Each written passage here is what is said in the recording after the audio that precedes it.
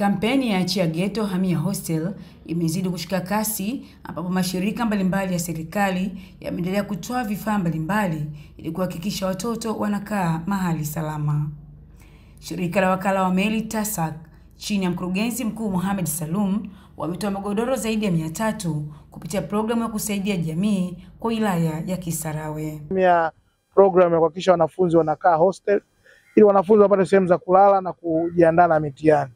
Hii kama alivyoongea Mheshimiwa Mkuu wa Wilaya ni moja ya ajenda ya kusapoti Mheshimiwa Rais kuhakikisha elimu bure kwa watoto wa Kitanzania na wote wanapata fursa sawa za kuweza kusoma na kujiandaa na mitihani.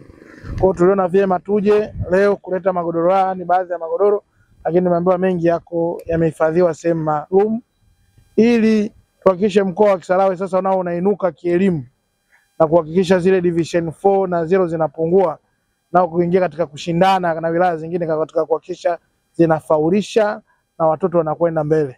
Kuna umuhimu hasa wa kumsupport mtoto wa kike. Nadhani juzi tu ilikuwa ni siku ya wanawake duniani na ajenda ni kuhakikisha tunajenga usawa wa kijinsia kwenda mbele. Kwa hiyo nafasi hii na Mheshimiwa Mkuu wa Wilaya amenieleza kubwa hasa wanahakikisha watoto wa kike wanakaa hostel na wanapata elimu inayotakiwa katika kujijenga kwenda mbele.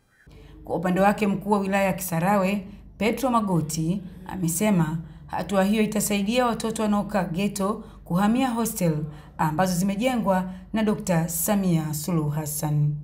Tukiwa na kauli mbiu Achia Ghetto Hamia Hostel, ili watoto ambao wako form 4 na form 2 kuhamia hostel zilizojengwa na Mheshimiwa Rais ili kujiandaa na mitihani na kuongeza ufaulu.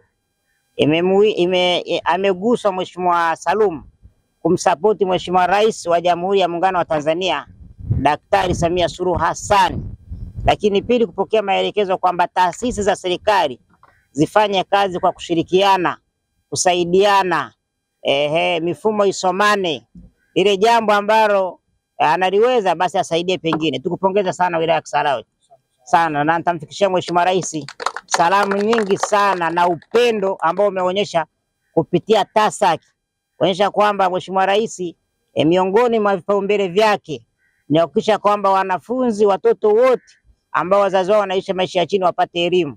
Nao imekugusa, wameona kwamba kwa hii kauli mbiu ya Mheshimiwa Rais ambayo kusema kwamba elimu bure kwa wote, na wameona waunge watoto wa maskini, watoto ambao wazazi wao wanaishi maisha ya chini, watoto ambao ni yatima, watoto ambao wametoka kwenye familia duni, kuwaletea haya magodoro zaidi ya 300. Mwenyezi Mungu akubariki sana sana.